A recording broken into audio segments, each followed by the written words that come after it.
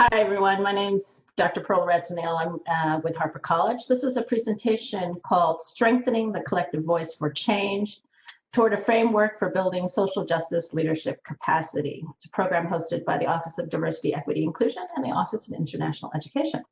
So I'd like to give a little bit of a history about the genesis of this program. In fall of 2017, I became Special Assistant to the President for Diversity and Inclusion at Harper College. Previously, I'd been in the English faculty for about 8 years. One of the first challenges I had coming into the program was what to do with a now defunct program called Multicultural Faculty Fellows.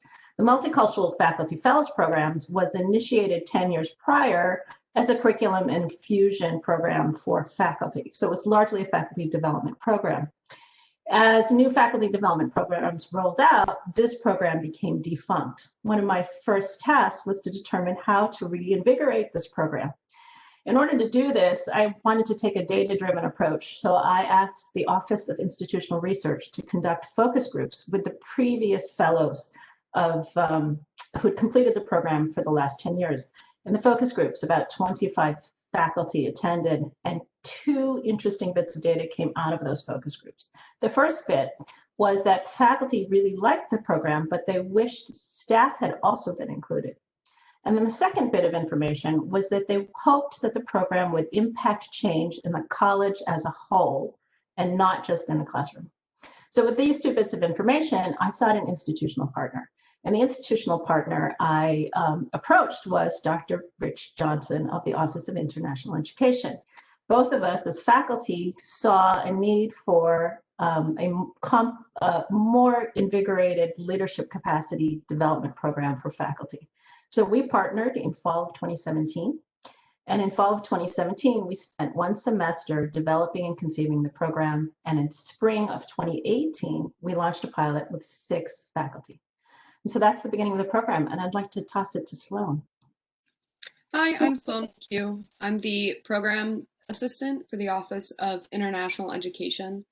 The Social Justice Leadership Certificate Program is facilitated by the faculty director of the Office of International Education and the VP of Diversity, Equity, and Inclusion. I am providing the logistical support for the program, which in the virtual space includes setting up a lot of the WebEx meetings, in addition to organizing things like promotional items and communications with members of the cohort. The budget for the program lives in the Office of Diversity, Equity, and Inclusion, and the administrative assistant in that area provides support in matters of the budget.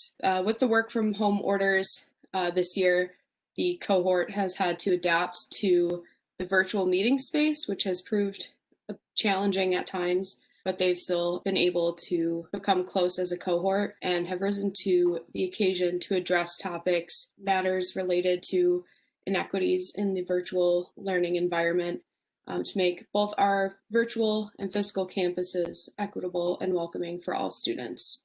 In the early to mid-spring, the advisory committee and facilitators interviewed the applicants to start another cohort in late April. Good morning. My name is Rich Johnson. I'm the faculty director of international education and co-facilitator of the program. The program is a year-long project-based curriculum focusing on social justice theory, the institutional structure and organizational decision-making practices at the college. The first half, as you see here, focuses on the theoretical background and project development. Over the summer and fall, the cohort builds trust through shared experiences, constructs a knowledge base of social justice theory and its application to Harper College. They also conceptualize and present their project proposals to the advisory board. And then in the second half of the program, we include further exploration of the organizational power structure of the college and its upper administration, and then launch the implementation of their projects. Since its inception, we've successfully graduated 12 colleagues in 2 cohorts, several of whom you're going to meet today. In addition to the projects you'll hear about today, past projects have included professional development workshops on trauma-informed pedagogy, research and advocacy for a childcare facility for students, and the development of an intercultural space for students. Now I'm going to turn the floor over to my co-facilitator, Dr. Claudia Mercado. Hi, everyone. As Rich said, I am Dr. Claudia Mercado. I serve as the interim vice president for diversity, equity, and inclusion. And, we are just ecstatic to be able to have this program as an institution, especially as we as an institution are focusing on our core values of looking at diversity, making sure that we are practicing inclusive opportunities for our students, but then also more so in this last year, as we've had a lot of conversations centered around social justice and equity. So the timing for the program and the opportunities and the pitches that come from the teams really, really help us to build capacity to be able to get things done in the institution. More so, it's also because it's coming from our own employees that care about these issues and are helping to make these things happen. In this last year, we have done a lot of work in developing a new strategic plan. And many of the things that came from that strategic plan, again, were focused on issues related to equity and how do we reduce barriers for our students. So a lot of the projects that we get from members in the cohorts of these programs have fit greatly with what it is that we are trying to achieve as an institution. So as leadership in the institution, it is great to be able to have the program, especially as they focus many times on policies, mentoring programs, professional development opportunities of our own employees, potentially going into teaching pedagogies, systematic changes, etc. So I'm excited to have you hear a little bit about some of the projects our cohort members have been doing over the past few years. And again, it really helps us as an institution to be able to build the capacity to be able to do more work and also to be able to have the buy-in because it's coming from our own employees. And those employees serve on the faculty side, they serve on the staff side, they're part-time, they're adjunct. And this is them giving an entire year of their time to be able to make a difference at Harper College.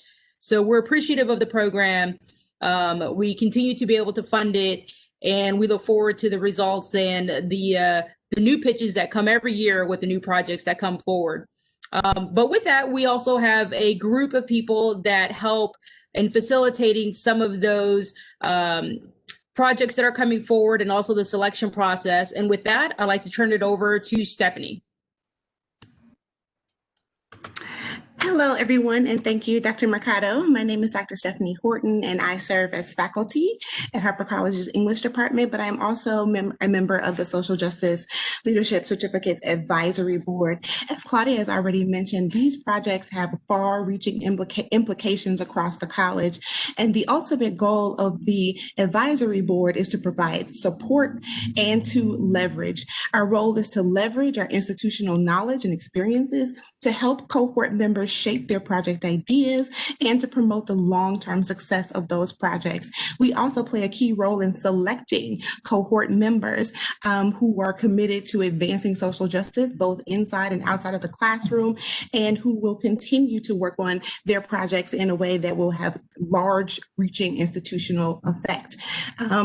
As Dr. Mercado already mentioned, projects address student retention, mentorship, campus organizations, professional development, campus optics, and our role is most importantly to give the type of support to cohort members that will allow their projects to flourish and become successful. The goal is not to just come up with a project for the duration of the year, but the ultimate goal is that our cohort members have far-reaching, long-time impact on the institution on the whole. And so our role is to get behind them, to support them, and to leverage our experiences in order to provide them with as many resources as they may need to be successful in their projects.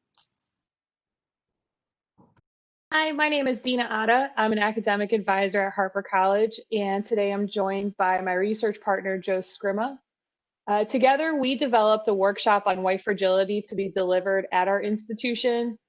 Joe and I decided to partner up for our project, and the way our partnership came to be was that not only was there a shared interest in the topic of white fragility, but we both felt that acting individually, there was a missing piece to the conversation that the other could provide.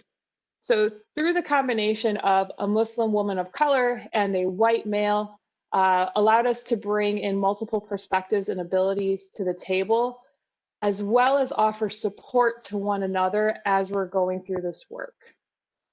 Once we had established that partnership, we then looked to identify who we called as champions, which are individuals we believe would support our mission. And through them, we were able to confirm our pilot group for the project. After the group was identified, we examined their spectrum of knowledge and understanding of racism to help us create the curriculum.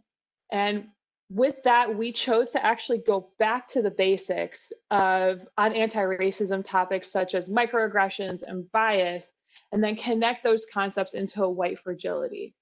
And we did this for two reasons. One, to set foundation work for the group's future in anti-racism learning and work that they may then turn to do on campus, and to also challenge them to identify their own acts of microaggressions and bias, and then work through that white fragility if and when they are confronted.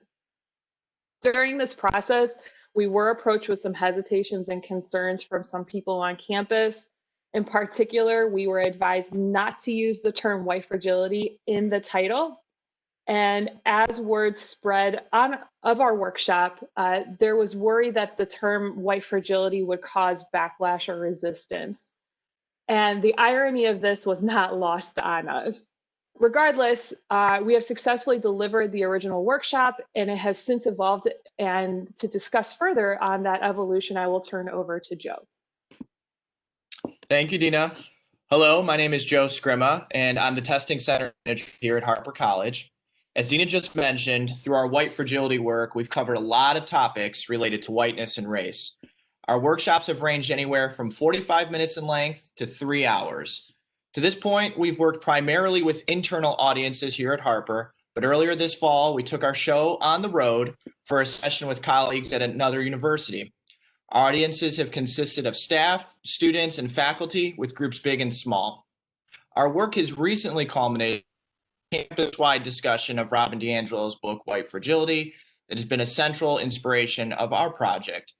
Dina and I have been collecting survey data throughout this process to analyze the impact, but being able to take part in an honest discussion about a book called White Fragility with colleagues here at Harper has been surprising, rewarding, and most certainly challenging. Dina and I plan to continue to adapt and refine this work as we also hope to infuse our own research into the project. The Social Justice Leadership Program helps catapult our work and remains a source of personal and professional pride. I work in the Student Development Division here at Harper College.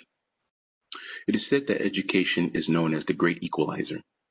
Therefore, I got into the social justice program here at Harper College because I believe that social justice is about distributing resources fairly between all students, equitably, so they feel safe, secure, physically, and mentally. Sadly, schools across the nation make it clear that not all resources are distributed equal among students. And equitable conduct does not always happen. Furthermore, many students do not know what's available to them. With all that said, it led me to focus on a specific population of students that pursue their higher education, and that's the African American male student population. Significantly lower levels of African American males graduate from the institution compared to their counterparts. Research has shown that there is a need for African American males to network and have opportunities as far as mentoring to help them establish in pursuing their education, whether that's academically or social for this underrepresented population. According to Harper, there are ways in which mentoring opportunities and leadership opportunities impact the persistence rates of African American male students. With that thought in mind, Michael McGee and my colleague had this opportunity to start a program which is called Rise Up. Rise Up works as a program that helps faculty and staff of color and African American males of color with a common goal to ensure success among the student population. One of the main purposes, one of the main unique features of this thing is to connect students with a role model of color at their respective institution, and for them to work together is twofold. It gives the faculty purpose, and it gives the student purpose, and it gives them some type of connection with the institution. Altogether, this will help them network, and this will help them also engage in possible leadership opportunities within the institution. The whole purpose and one of the main goals is to have them students turn whatever struggles or whatever things they had happen to them into strength, into opportunities to overcome hurdles. This program looks to only connect them with the institution, but the whole overall help them within the community as well. I hope that this institution will continue to look at this program and grow it up to make sure we can open up to different populations in the future. Thank you for your time. Hello, I'm Dr. Joanne Ivory. I'm the Dean for Career and Technical Programs here at Harper College, and I'm a member of Cohort 3 of the Social Justice Program. So in order to join the cohort, there were multiple steps involved. We the college sent out a notification, we submitted an application, then we undergo a rigorous interview process by the Social Justice Committee. Then each cohort member had to agree to commit to being actively engaged in the process for a period of at least a year. Members are also required to submit a social justice project. Now, throughout the process, there were regularly scheduled meetings held. We had guest speakers to come in, then data was shared. Then the cohort was divided into subgroups of 3 or 4 members, and a coach was assigned to assist us in identifying and framing our projects so that we were ensuring that it would have an impact on students and or employees of the college. So you might be wondering why I wanted to become a member of the social justice leadership. Well, I'm glad you asked that question, because while I have multiple reasons for wanting to become a part of this, I will give you my top 3 for the purpose of this particular discussion. First, as an educator, I understand that knowledge is power. And if we want to have a positive impact on current and future learners, then we have to ensure that everyone is able to learn in a safe environment, and then encourage dialogue about differences, but also to provide equal opportunity regardless of race, gender, ethnicity, and or socioeconomic background. A good education is a critical component to ending the cycle of poverty. And this is a practice that begins from infancy. As a dean of an academic division within a college, I'm in a position to assist in affecting those types of changes. Many of our students at Harper struggle with the challenge of simply attending class. Now that we're in the center of a pandemic, these challenges are magnified. Our students, some have limited or no access to technology, and this is a tremendous barrier to them, especially now that we're working in a virtual environment. Regardless of the type of carrier one has, it's practically impossible for students to successfully complete a course with only a cell phone. Social justice requires we do something, that we would provide the students with the tools and resources that they need in order to be successful. Secondly, social justice offers a strong platform to truly understand the difference between equity and equality, what is and isn't fair. We know that food, shelter, clothing, and education are basic essentials, yet from the equity perspective, there is no equal distribution of either. What some take for granted, others suffer from the lack thereof. For concrete proof, we don't have to look any farther than the cost of a textbook. Many students struggle because they are unable to afford to purchase a single textbook. Social justice requires that we find a way to support the students in meeting their needs. Third, one can't have a conversation about social justice without including healthcare. The United States is the world leader in practically every economic aspect. Yet we struggle. We still have people that are homeless, that are malnourished, and don't have access to quality healthcare. Every day, every single day, people die, not because of the disease, but because they're unable to afford the medical attention needed to remedy their condition. Offering career programs that will prepare students to become caregivers is one way to assist in those needs. It's also important to be an advocate for those who suffer from mental illness. We have to work to remove that stigma and simply treat it for what it is, just another medical condition. Social justice is important to me because it provides me with the opportunity to be an additional voice to people with disabilities. For those that have been ostracized based on their gender, religion, and or socioeconomic background, attacked because of their race, and demonized because of their sexual preferences. For years, there have been people that don't fit the definition of normal. They've been viewed as different or unworthy, made to believe that they should be ashamed of who they are. The fact that a person is different doesn't exempt them from being treated with dignity and respect that they deserve.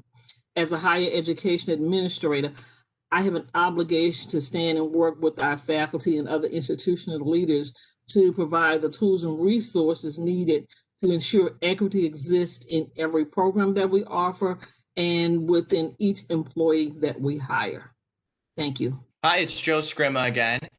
And it's been an honor to transition from a participant in the first social justice cohort to now coaching a small group of this year's participants. Coaching is a new aspect of the program that I think will only strengthen the work and relationships that are fostered in the social justice leadership program. Being able to help guide these transformative social justice ideas has been invigorating. The first step was to prepare the small groups to pitch their ideas to the review committee. Next, we'll begin the real work, which is getting these projects implemented into the community college. I'm thrilled to have the opportunity to continue to be a part of this exciting work, which I'm sure will flourish with the incredibly talented and passionate participants in this year's cohort. Thank you for joining us today. If you have any additional questions, feel free to reach out to the email addresses provided, and we'd be happy to answer any additional questions.